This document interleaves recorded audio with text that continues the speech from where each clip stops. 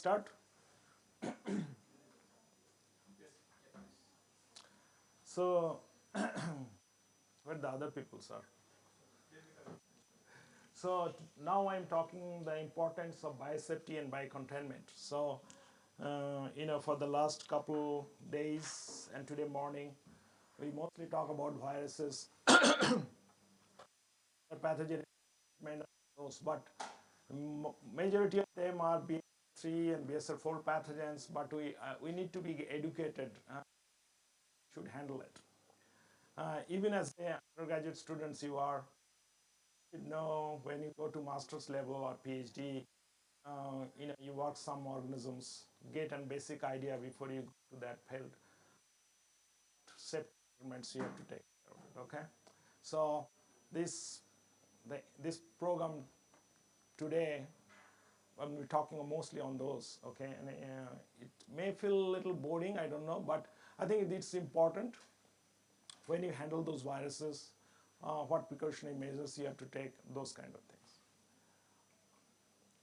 So, definition of biohazard. So, this is taken from the book published by WHO and CDC. Is an agent of biological origin that has the capacity to produce deleterious effects on humans, animals, plant, or insect. Not only human, if it is also animals or plants or insect, all are biohazards.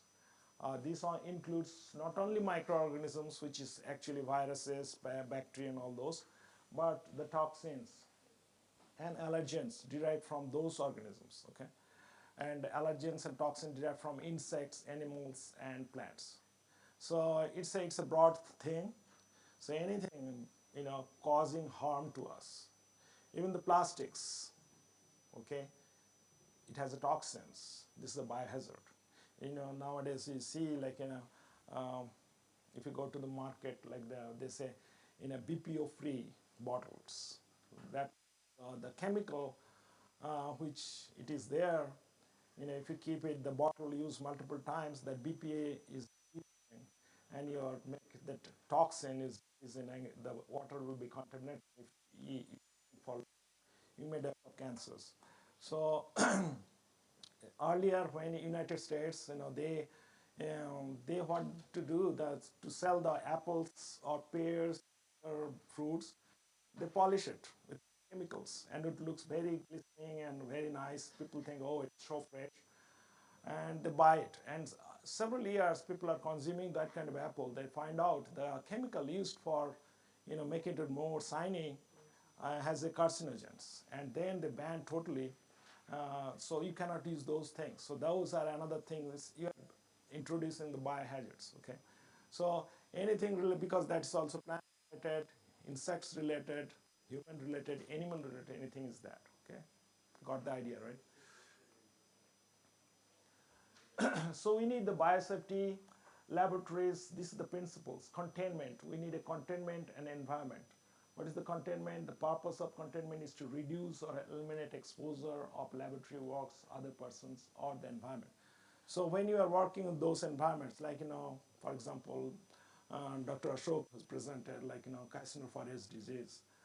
I should have some facility where I'm working. My neighbor should not get infected. So how I can control? I have to generate something, maybe a cabinet, which is called biosafety cabinet, that will control the organisms. So it will be confined to that area, so it will not go outside. So that is the containment. And another is the environment, the location where the agent is being handled, maintained, and stored.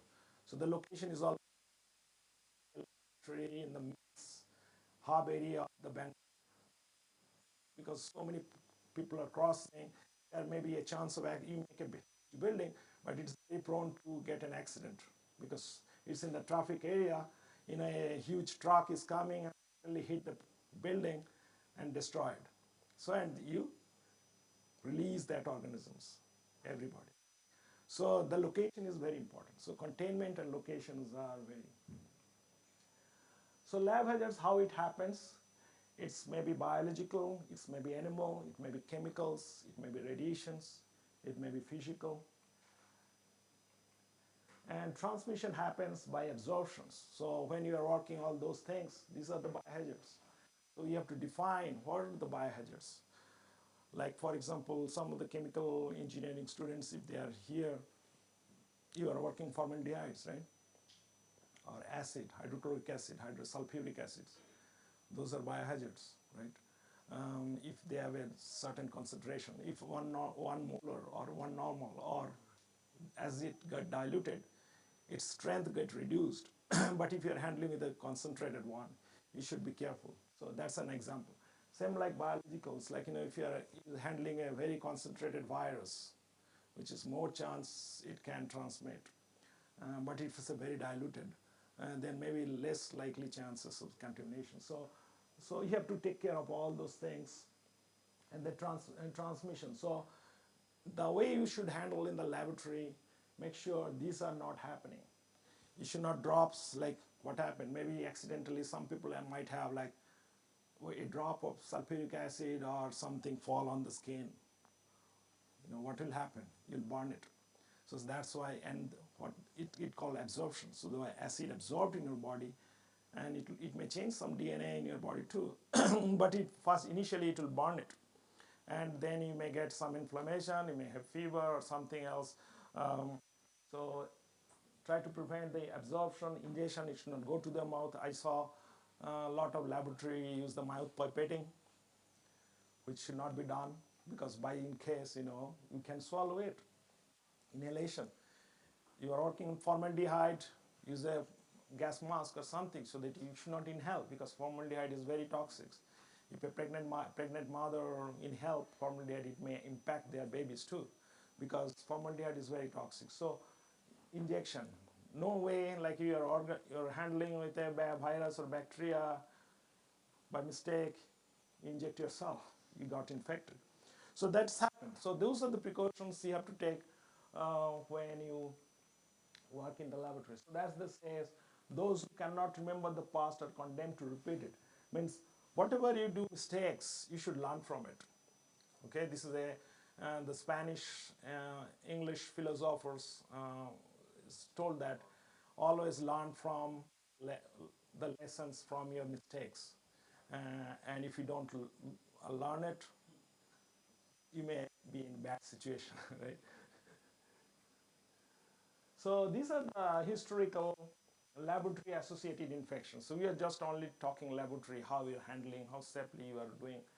So there are a lot of reports in different years. They have shown this the disease has been transmitted to the people. Okay.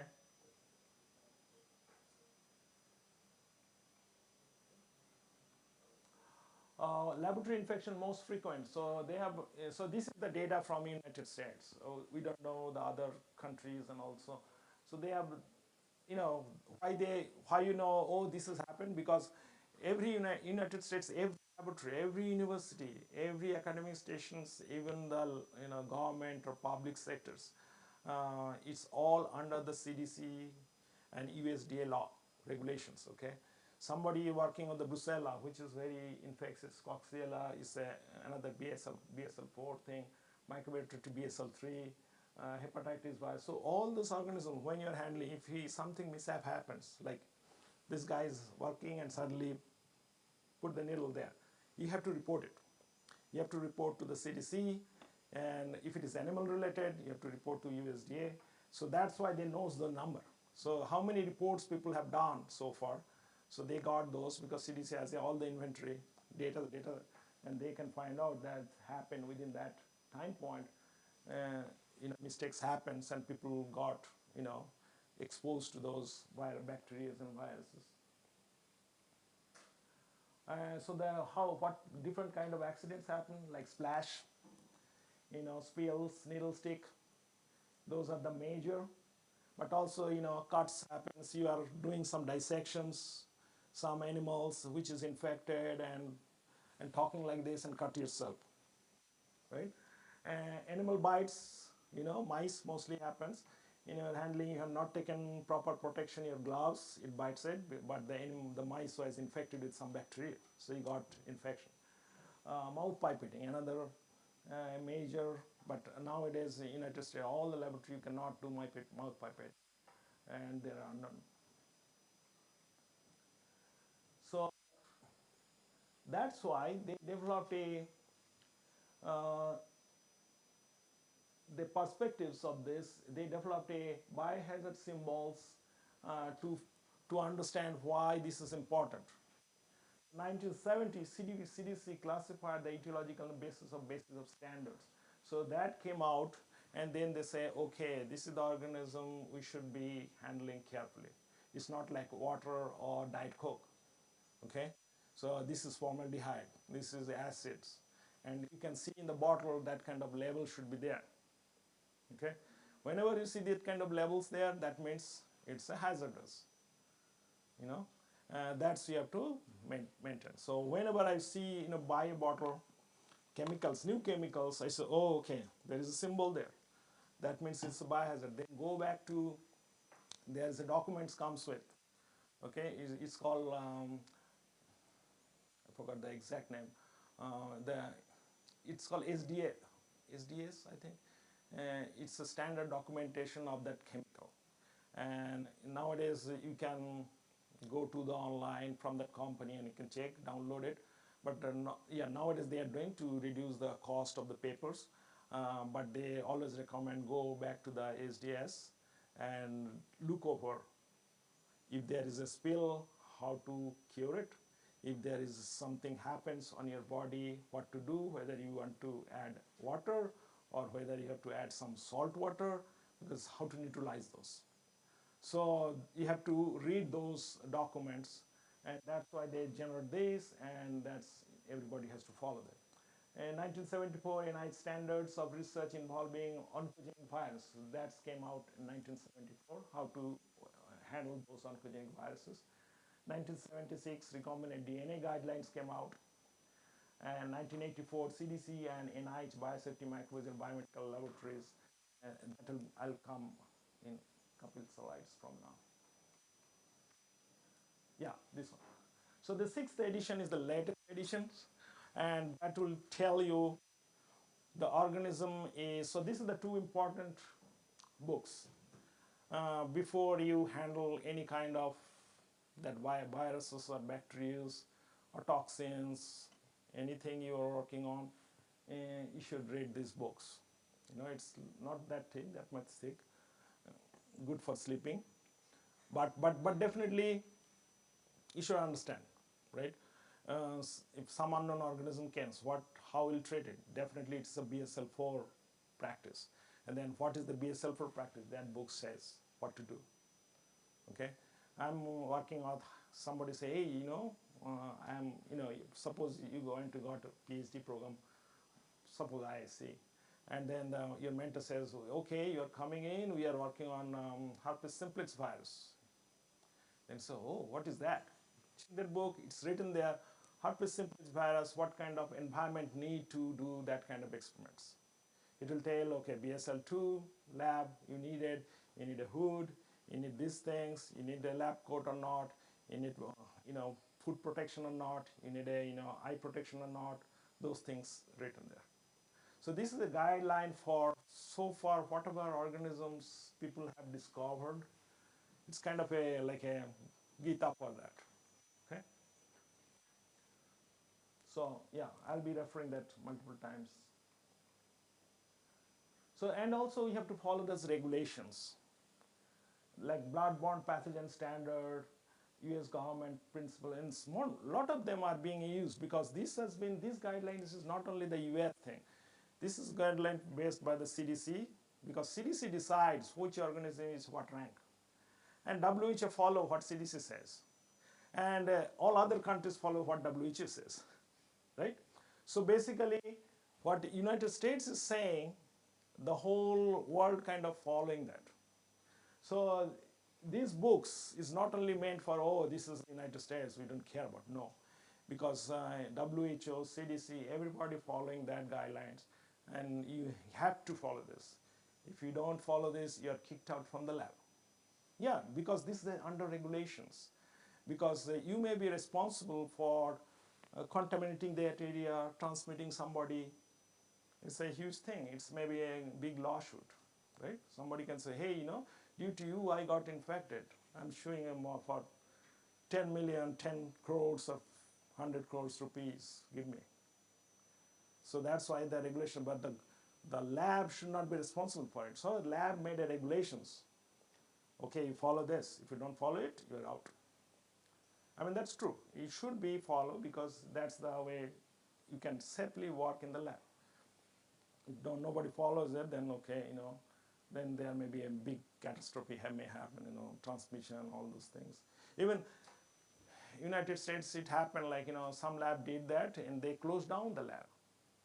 I remember like when I was in UC Davis, my postdoc, there is a like, this also includes radiations, okay?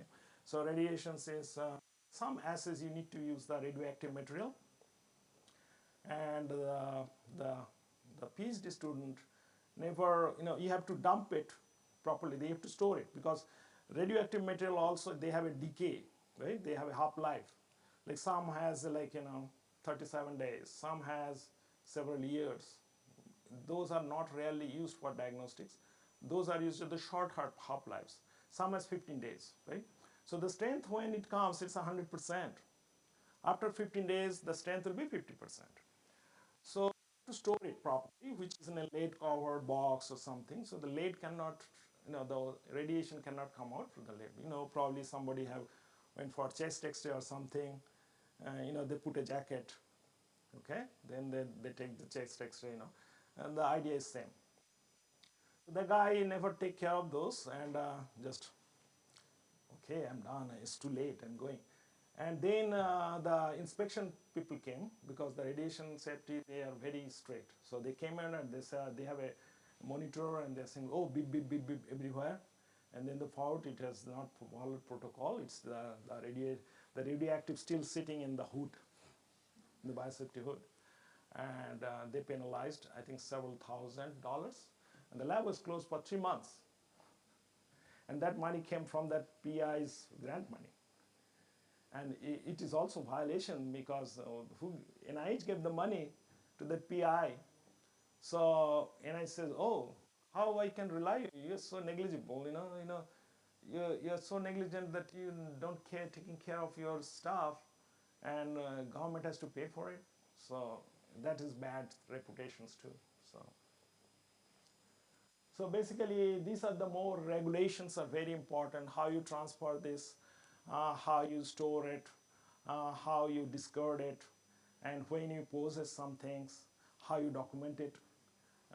So radiations protection standard, how long you can keep those, those radioactive materials, when you have to dispose it, where to dispose it, whom to call, the signature and everything. So you have to keep all this record. That is the regulations. When you handling this kind of experiments, you have to follow this. If you don't follow it, they'll kick you out. So this is another example. Lab salmonella strains sickening 73 people in 35 states. This happened 2011, and it came out from the lab. Some guy, never washed hands, or maybe the lab coat, they are working in the lab, just took it in home for washing or something, and they took the bacteria home, and then everybody got it, the neighbors got it. So that way, that transmission happens. So you have to be careful those things. Again, this is another example that, by mistake, that guy put the needles, which is a vaccinia, I think. Yeah, vaccinia. Uh, yes, vaccinia virus he was working on, and though the guy was vaccinated, but he get his, lesions there.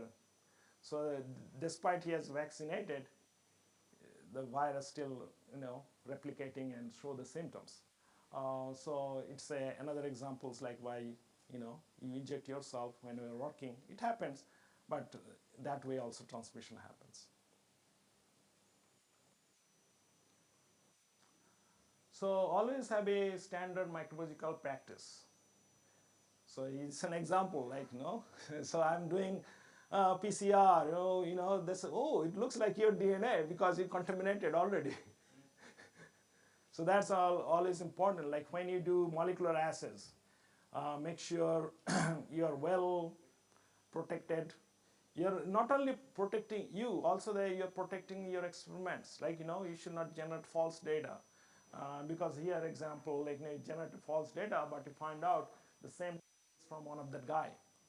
So that means somehow you're not wearing gloves, not protecting the experiment itself. You may got also infected and the results came also wrong. So each laboratory section, so you just telling that, those books talk about standard biological microbiological practices, what are the special practices, what are the specific safety equipments you should use, mostly the primary barrier and uh, personal protective equipments, and laboratory facilities, what are the secondary barrier. Okay, so there are always two barriers. Okay, so the primary barrier is the instrument, wherever you are working. Like if you are a chemical engineer student or any, or doing the molecular biology, because all you guys are uh, biotechnology, right? So you are doing the PCR. Yeah, so you're doing the PCR, right? For example, you're doing PCR sequencing or whatever it is. It's a molecular biology, right? So for molecular biology, you have to be careful when you're doing experiments, where you're doing. Are you doing in a bench, or the area is clean, or how you're protecting yourself? Are you using your without any gloves hand, you know, or when you are, even though if when you are using your hand, are you before that you clean with a alcohol or soap and then touching it? So those are the things. So those so the where you are working, that is the primary barrier. Okay, so you may working on some pathogenic DNA, and then you, because if it is a positive strand, there is easily it can go somebody and infect. Some of the positive strand viruses are very pathogenic itself. You don't need any other protein. That's why primary barrier and then PPE, and the secondary barrier is the laboratory facility. Which building? This building is good, or there are multiple windows there. Window is coming, like wind is coming every time, and my DNA may be flowing every time. So those are the, yeah, because the next is your biotechnology, and next is the chemical engineering, right? Window is there in between, and the DNA is passing both sides. So, you have to be careful. They are your primary barrier, secondary barrier. Your building should be closed, intact, it's air conditioned. There are proper filters there. The area should be where you're working. You're protecting yourself. You're protecting the other people too. So again, no mouth puppeting. This is totally banned. No drinking, no smoking, no handling contact lenses. Oh, I have to, beauty, no makeups. Okay. And also, they say, nobody should come with a Bermuda, half pants, or flip flop. No, because especially, you are working with acid, drop it. At least if it's fall on the shoes, you just immediately open the shoe and run away, or clean the shoes, right? Shoe may go bad, it's okay, but you protected your body, right? You easily go and clean with water or something. But that's why if you protect your body well, then you just open the dress and just run away. Yeah, that's the major, because that will protect you. If we are half sleeve and working, suddenly it fall here. But at least if I full sleeve, something for you can take it out and you protect yourself. Again, so you are working with a DNA. The DNA is right there. You already spread the whole DNA there. So that's why when you're working, you have a mask, you have gloves, proper protections, and the other people also make sure, hey, you have not wear the gloves. You're in front of you. You're sneezing. I know yesterday. So also, other people may complain. So that's the way, it should work. It should be in a better work environment. If you follow this, less chance you got infected, less chance you got sick. Your results comes very good. You have not to repeat multiple times to get the same results. So those things are there. Okay. The same thing, when you put in a syringe in a vial also, you generate aerosols which you cannot see, sneezing we cannot see.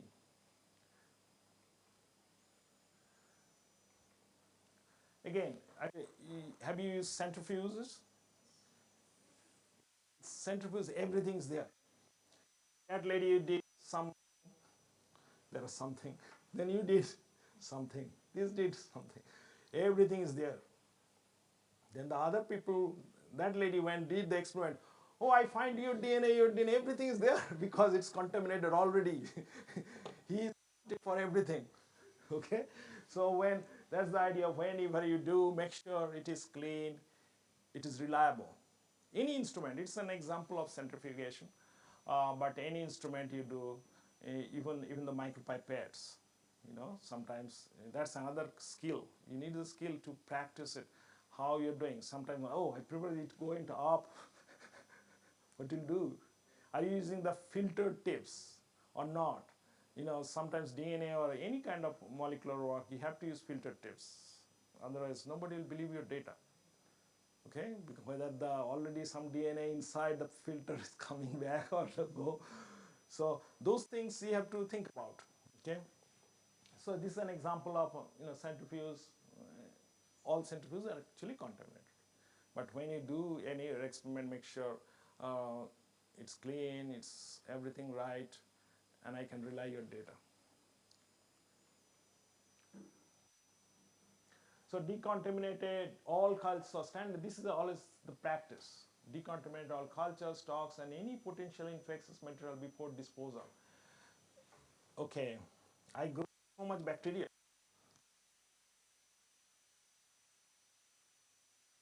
Have a beer or something, right? Go. No, that bacteria is still there, the plate, and it's growing, right? It's growing and it may contaminate others.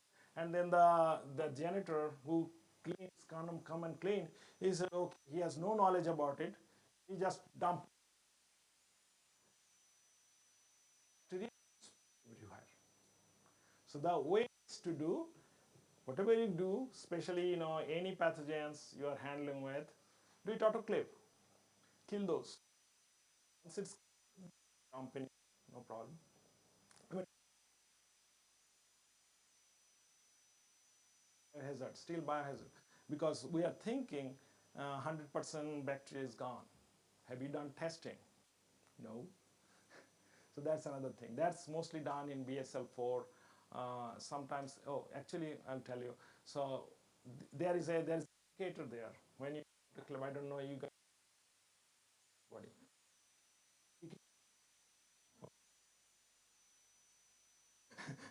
So indicator is a indi, indicator indi, indicator is a kind of vial or probe. Okay. Whenever you do autoclave, put that probe inside. It will change color.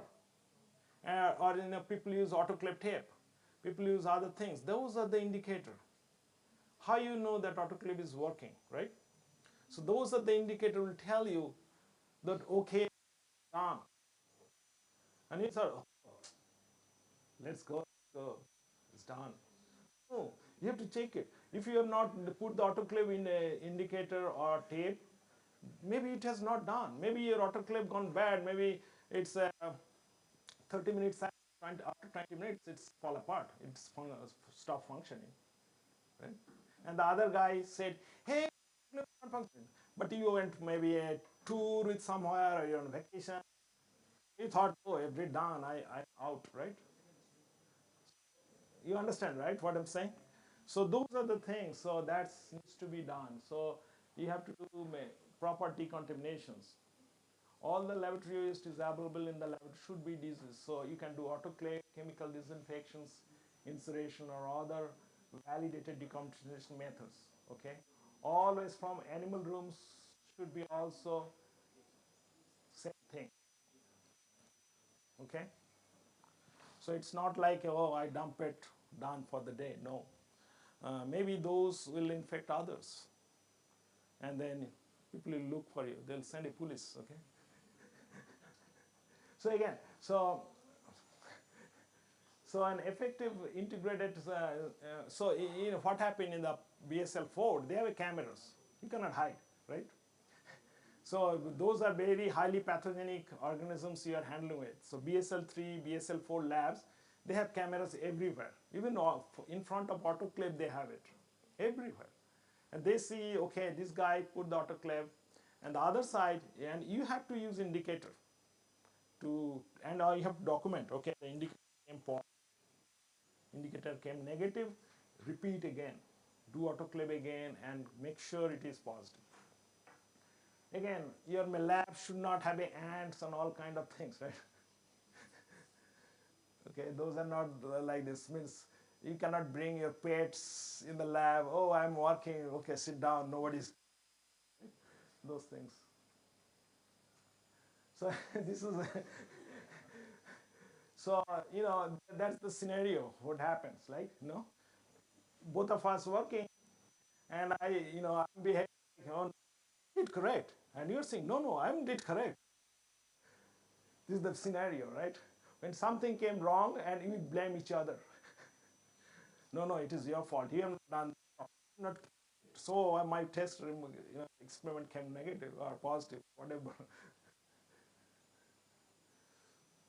So these are the personal protective equipments you should be using: gowns, mask. You have gowns, mask, gloves, respirators, face shield, goggles. That's major. You are protecting yourself. Hand hygiene, hand washing before you go, before you start your experiment. Not eating sambar and then start working, right?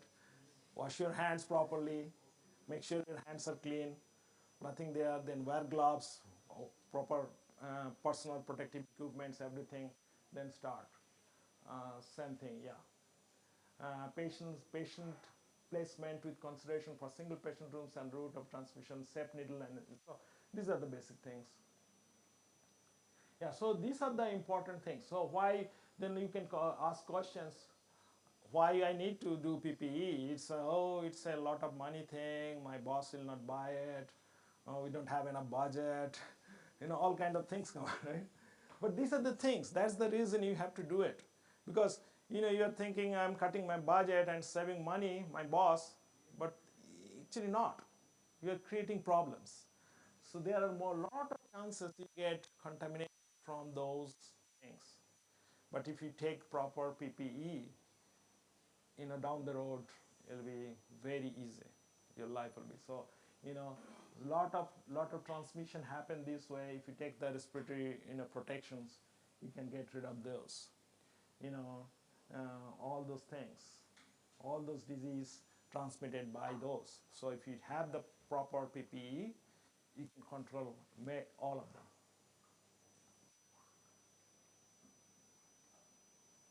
So OSA, like it's a occupational safety health administration. Okay, they defined PP. Okay, and that has been followed by everybody. It's by CDC, WHO, and even every country. They have defined what is the level of PPE you should be using. So A, B, C, there are 4 levels. A is the more pathogen you have to follow for. A is the highest. Like somebody tomorrow you saw in the Times of India that there is a unknown pathogen outbreak and there are 12 people due to brain bleed or blood coming everywhere and something. That's a level A, because we don't know. There is unknown, so we have to take the highest protection. Okay, we have to take the highest protection. So you have to do everything: protective suit, protective gloves, all are chemical resistant. So we don't know what kind of bacteria or virus or pathogen may have to use different chemicals. And also you should not melt your all the dresses, right? Different chemical you are trying. So those dresses should be chemical resistance, and so those should be there. As we go down, so these are the lowest, level D. You just gloves, coveralls, chemical resistant boots, and safety glasses, those things. Those are the lowest, which is we know does not do too much. Follow the D. So the A is the highest and the D is the lowest. So the donning means how you put on. Okay, how you put on the personal protective equipment, how you wear it. Okay, there is this lab there. They have all like a gown there, mask there, goggles there, gloves there. Put it first. You put the gown, then put the mask, then put the goggles, cover your face, and then the gloves. So that's the practice, and that has been given by the CDC. This is the way you should do. You should not do gloves first, then those. So this is the sequence you have to do. And doffing. So once you wear those things, you don't know, right, where there is a splash or something, maybe for my gowns, some maybe on my face shield. So I don't know whether I open the face shield first or take out the gown first or those things. So it will also says what to do first. You have to do gloves first and then the goggles. Then take out the gown, take out the mask and then wash your hands. So this is the follow. So if you work in the lab, anything like pathogens like this or in your future, print it out, go to the CDC website, print it out in your lab. You have to remember, just follow, okay, I have to do first this is gone. If you have any visitor come, your friend want to work with you, say, hey, follow that protocol. How to put it on, how to put it off. So there are two doffing uh, one practices. One, you can do the previous one this way, or another you can do this way. You can take out the gown first, and when you take out the gown, you also take out the gloves together. So based on the biosafety level for uh, biosafety levels, we have categorized like 1, 2, 3, 4, right? In the first day talk, we talk about, I'm just reiterating here again, what is those? So it is that, I mean, Dr. Ashok also said the same thing. Uh, Well characterized agent. This came from directly from that book. Well characterized agent not known to cause disease. That is always BSL1. Okay, and he just used the standard microbiological practice. Agents associated with human disease and pose moderate hazards. So biosafety level 2. This is this limited access, occupational medical service, including those things. Is that special practice? You need the BSc, Biosafety Cabinet, BSc. You need a cabinet to work on it. It does not need a cabinet here. You can work on a bench, any table, anywhere for BSL1. But the BSL2 onwards, you need a BSc. Okay? You need proper PPE. The door should be self-closing. I cannot do work. The door is open. So anybody coming, going, no. Door should be automatic. There should be spring door, something, auto close. Sink should be located near the exit so that when you get out, you wash your hand and get out. Windows not be open, okay? Sealed. And the autoclave should be available. So that once you work, discarded things, you autoclave it, send it, and then wash your hand and get out. So there are a lot of classes that are used. So this from that book, you have to specifically use those. For BSc 1 to 3, you can use those. Does not protection provided products, no. Environment. So you need an environment, and you need a building, okay? You need a person. And if it is a 1, you can use some of them. BSL1, like some assays you are doing, like ELISA or something, okay, which does not involve any antigens or anything. Class 1, BSc class 1 cabinet, small cabinet. Uh, I have not taken pictures. I have not put any pictures for BSL class 1, but it's not normally don't use people. Always people use the 2. To another thing I like to say, like if you increase the protection higher, you're not losing anything. You're doing better, right? Instead of like what they say, like there is a winter, I wear two coats just in case, right? It's better. Like if it's feeling hot, you just take it. But if it's very cold, you don't have any jacket to put it on, and you have to do like this, right? So more protection is always better rather than less protections. So if you use the BSL2 cabinets, it's much better. But for BSL4, definitely you have to use 3 or 2 when used in suit. Suit room, when you're not wearing the suits, you can use the BSL3. You have to use BSL3. Sorry, BSC3. And if you are using like, you have shown some pictures with the suit and all those with oxygen, then you can use the 2. So this is the class 2. So what happens? The air, so this is the desk where you work.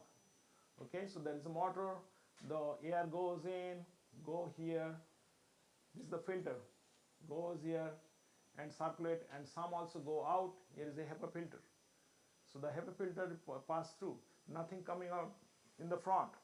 The air also can go in, but all the air what is coming out, it should the HEPA filter. So the air which is coming out from the machine is free from any pathogens. That's the idea.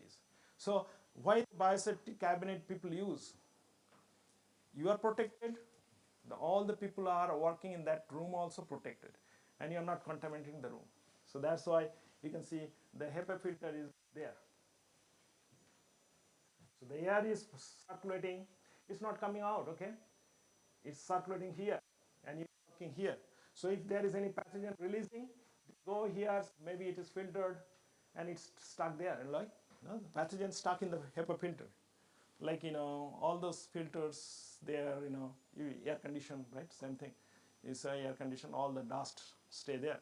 So same like pathogens stay there. And HEPA is very minute particles. Their virus cannot pass through. It's very expensive. Those filters are very expensive. So the virus will not get outside of this cabinet.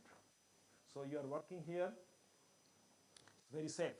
It's not coming to you. Air is circulating, and whatever air is coming out, it's free from pathogens. That's the funda of all cabinets, biosafety cabinets. Same here. So exactly same here. The room air is also coming here. You're working here. It's coming through HEPA filter again. You're working here, HEPA filter out. But this is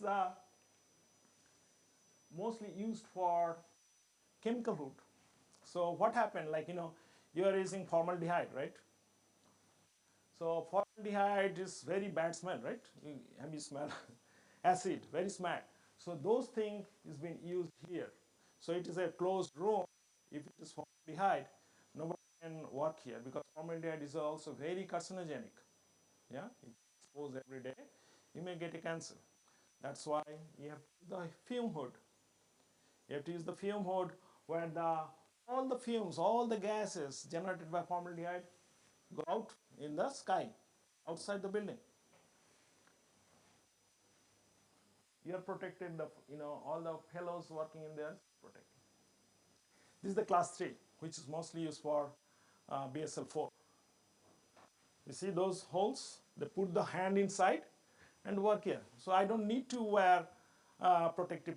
I'm just a regular dress. I mean, not this tie and coat, but a lab coat, lab gown you just wear. You don't need goggles or anything because your hand is going in. Only those two because you have a gloves, and also inside there is a huge gloves. Okay, so you are not touching anything. You are just movement there. Yeah, so you are doing like this, like suppose there is a hole, you are doing this and doing all the work. So for that you need that kind of BSL class 3 biosafety cabinet.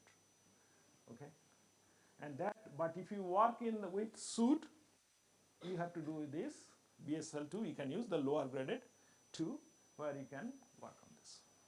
And again, HEPA filter, air coming, what is going out, it's getting filtered.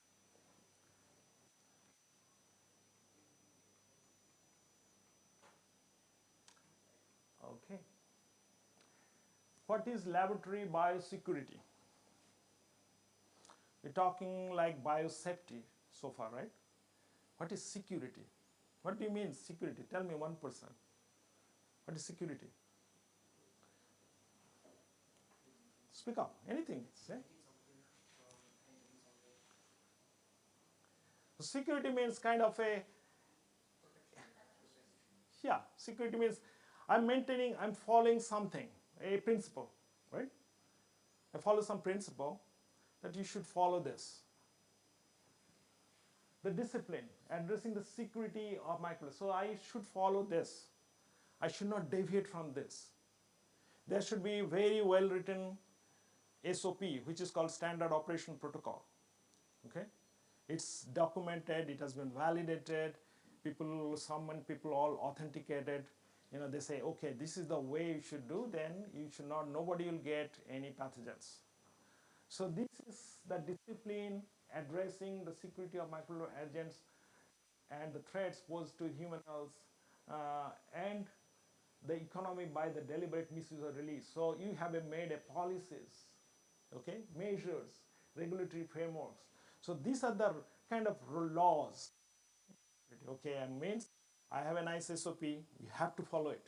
If you don't follow it, you'll be penalized. Okay, yeah, exactly. For BSL4, they do background checking to FBI, everything. How for me also, you need FBI, everything in check. Whether in with anybody, any organizations, I'm clean. That means those are biosecurity. It means this person is working, we can rely on, is not involved with any other organization or anything. He's a clean person. He'll follow the protocol. He has never done any violation. He always follow this. There is no record, like a police check. If you're driving, you hit somebody, say, hey, let's see a driving record. Oh, he has 10 hits already. Your driving may be revoked, right? Driving license may be revoked. But if you say, oh, it is the first time in his life, okay, your record says totally clean, it is an accident, by mistake you did it. Okay, this time we will not do anything. Sometimes maybe they minor fees or penalties, those things. But if you are doing regular basis, it's a kind of violation of biosecurity. Right? You're not following the driving normal practice.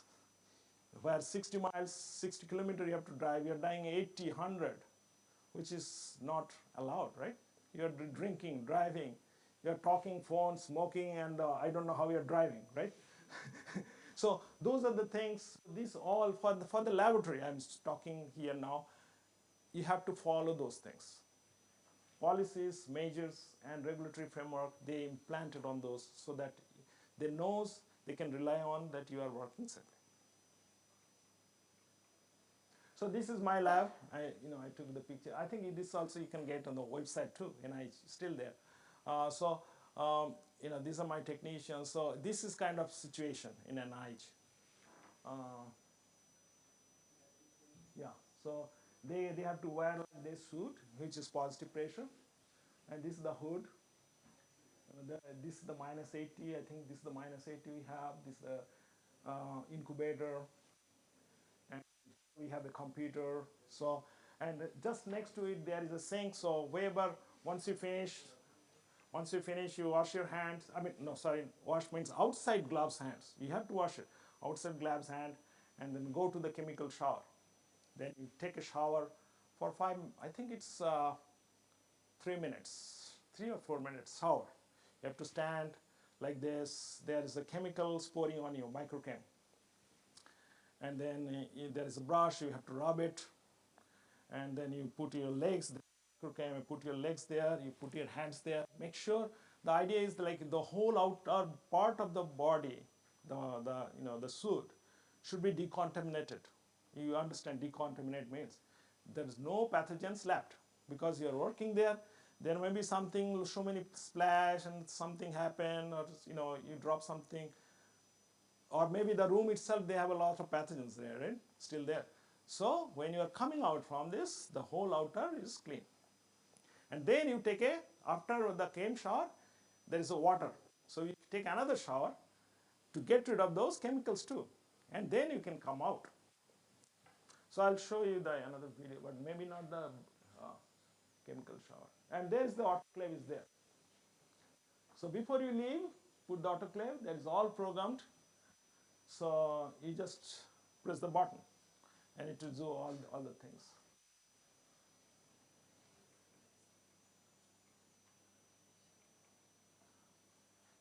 So that's the question. Is the laboratory hazardous work environment? What do you think?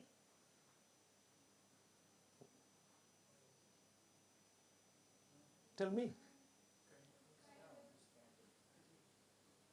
Yes. Especially BSL-4, yes. Because that's why you are wearing the suit. If it is not the biohazard, why you have to go? You can go anywhere, right? So that is the question. Is that is in a hazard? Yes.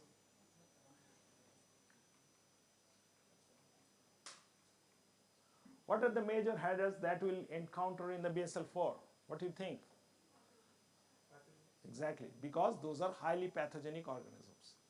And there are, for those organisms, there are no treatment, no vaccines. So you can easily get those, right?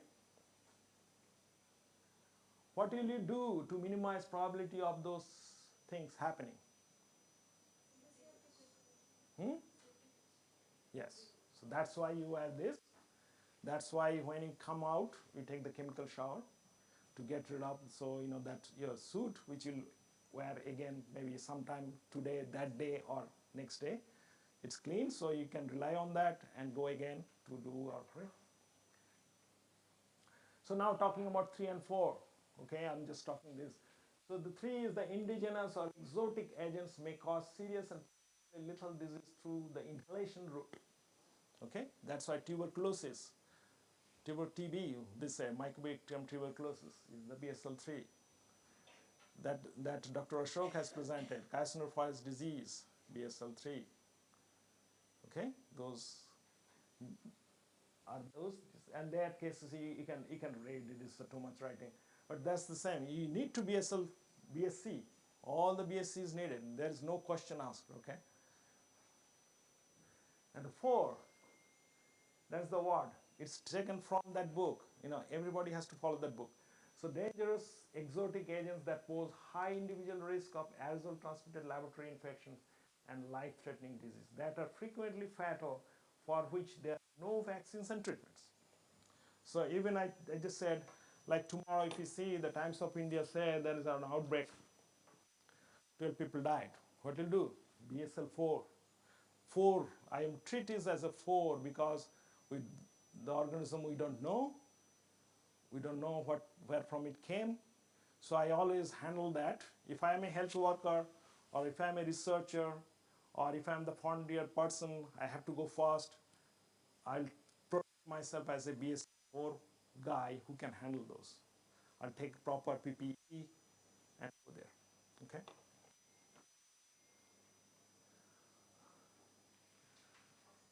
So the laboratory supervisor should enforce the institution policy that controls safety in access to the laboratory. Okay. So the laboratory supervisor is very important in this, right? He should monitor who is going. Okay, you are trained. You are still in the middle of the training. Okay, you are just new. So that's why he has all the records. How many training you have to do? So normally for BSL-4, they have to do like at least 100 hours training inside. With that suit, you have to do something, do experiments, and at least 20, I think it's 20 entry.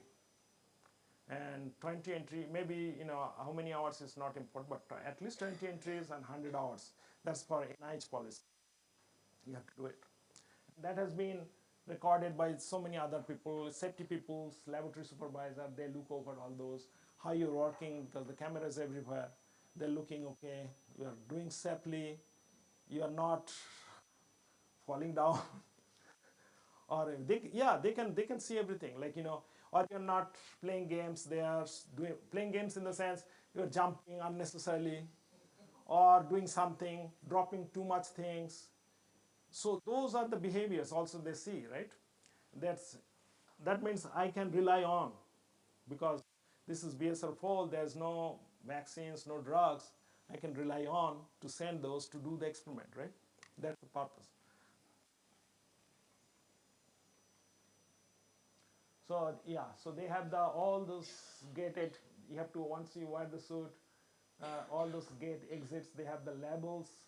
All has the, like how you say, it's a digital pin codes. You can and nobody knows what the code is. Everybody has their maybe different codes. So if you share those codes, you may get fired, because nobody should use that code. Okay, and it's a violation if you, because you're, that's the biosecurity again. So laboratory biosecurity, you are breaking the law. You are not following the regulations. I mean, you cannot share your information to others, despite he is a very good friend. You cannot share your code to get in your friend because your friend forgot it. No, no, use my code. No, that means both will get fired anyway. So this is another, like, perform all procedures to minimize creation of splash. So you have to be careful when you work inside. Make sure you're generating less. So this is the microcam people use. Whatever you are, if you're handling viruses, the tips and everything, just dump it here. So you neutralize. That means decontaminate here, and then everything you clean it up, and then there is a video I'll show you can understand. Then you autoclave it and then get out.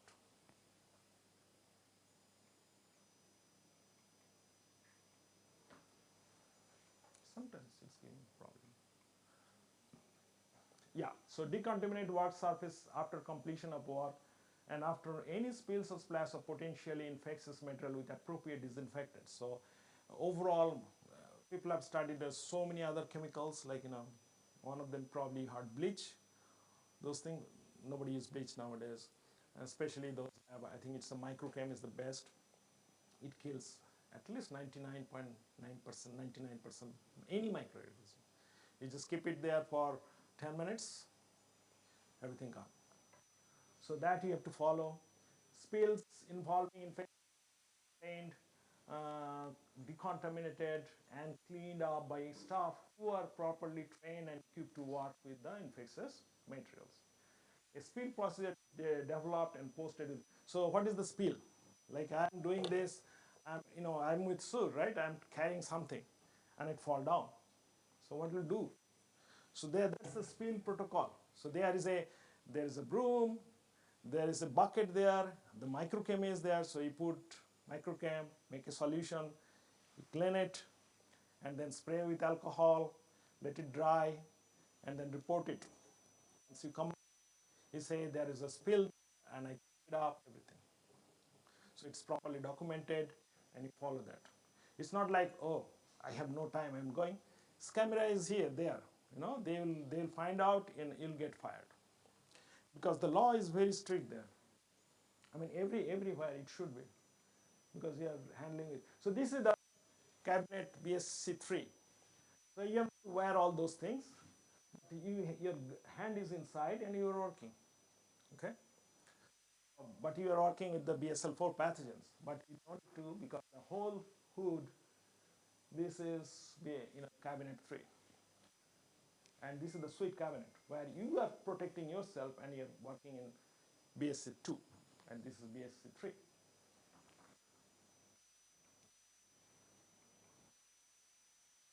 Laboratory is separate. Like, there's a, so this is the shower mostly, but the shower you take. So you have a suite laboratory, this one.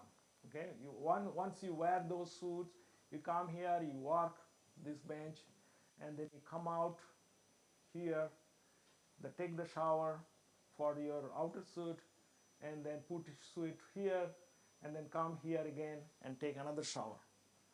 So you have to take 2 showers and then come out. So that's kind of written here.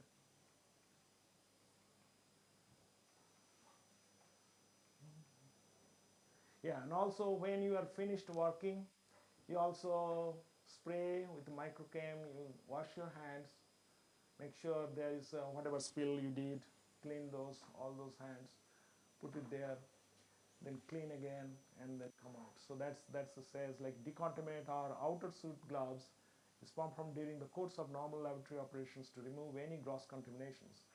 And upon exit, you have to do the chemical shower. All procedure involving the manipulation of infectious material should be done here. You cannot say, oh, I'll do, though I've done it, so I'm protected. I can do it here. No. You have to follow this within the BSN too. No work with open vessels is conducted on the bench. No, nothing open can be done. Anything you want to open, you go inside, open it, and then close it, and then yeah. So this is the cabinet laboratory where you no need to wear all of those positive pressure suit. You go there and use it.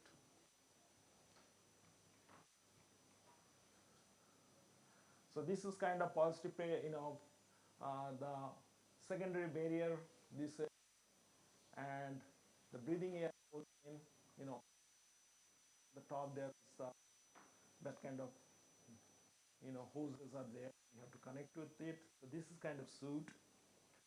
There is a filter there.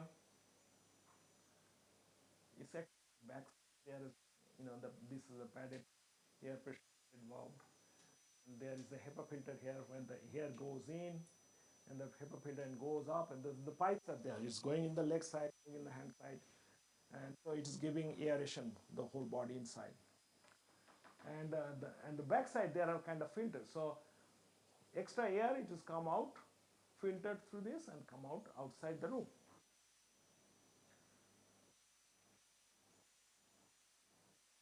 Yeah, so the breathing air there. So it has a nice. It's like a three-storied. The top story they have all these chambers and all this. I think I'll show you the next maybe. Yeah, so this one. So this is the like three. Okay. Here is the mostly working happening. Okay, all the lab are here, but there are two steps there. Oops. There's two steps there. So here is all those pre-filter air supply. So the air is generated here and it is going to supply inside. And that air is being filtered. So there are a lot of filters coming here. These are the filters. So air generated, come here, get filtered, go in, and then hooked up with your pressure. And when that exhausted, so exhausted air, whatever air in that room is again pre-filtered with this. All the room here from the third floor is pre-filtered here. And with the blue one, pre-filtered and go to the outside the building. So that is the idea. You have the filtered air coming, you are breathing those, and some air is leaving right in the room. And that air you cannot release easily because that may have a virus or bacteria. So it gets filtered again and then released. So that's why this kind of building very expensive to maintain, and that's why very few labs. That's Dr. Ashok came and saying, only Pune, in a National Institute of Biology, they have the BSL-4. Okay, there is another making in the Gwalior. That's another my senior Manman Parida is the director there. So I think it takes another. I think they just did groundbreaking last year. So it takes another, I think, 3 to 4 years easily, because that is a lot of money, lot of regulations. It's not only I made it, I did it. CDC will come, WHO will come to inspect. Okay, you are following the same design or not. The design should be exactly same. The principle should be exactly same. So then they will approve it, and then you can use it. To maintain those, huge money, because it also needs a huge training. Those people who are working, their background check and all those things. It's common. Okay, videos. So look carefully those two videos. One for positive pressure suit, another is working in the BSL folder. So just first the positive pressure suit.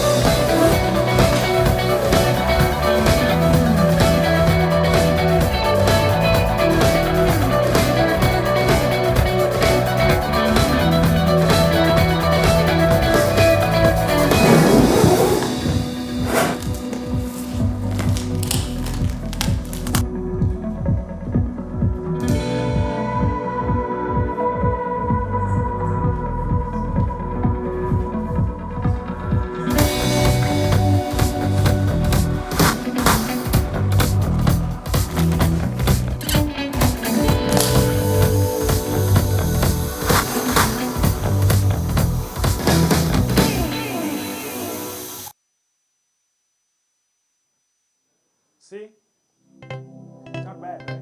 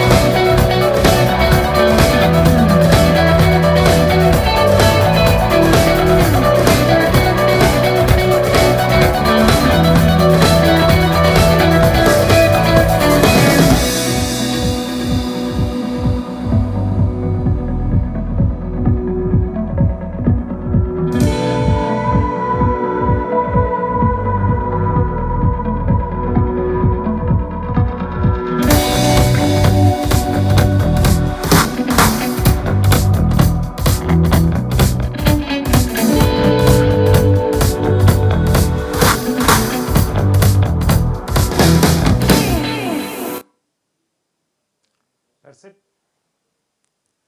Me staring at 23 unread messages, knowing that each response will take. So, any questions?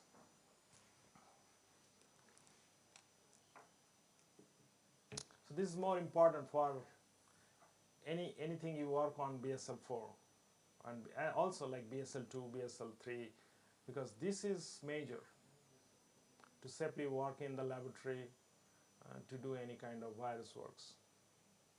Some of the pathogens which are also like bacteria, they are also BSL-3, BSL-4, same strategies. You have to use that way to work on it. You deviate, especially BSL-4 is highly regulated, even BSL-3 highly regulated. If you deviate, you get fired. BSL-4, you deviate, you get fired, because those are like also like a home security, like it's a government regulated. They always think about how you're handling it. Can go somebody else, a third party, they can generate something bad, so they always monitor people who are working there.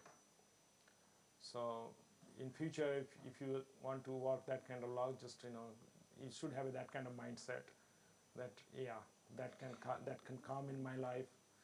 Just like anybody, like here, if you even like if you join in the army, they're monitoring you every time, right? While working, the CV going, but do this same here, because you're dealing with a microorganisms which has no vaccines yet, no drug yet.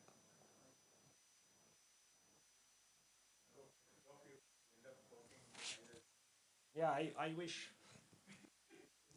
No, it's a very good. I mean,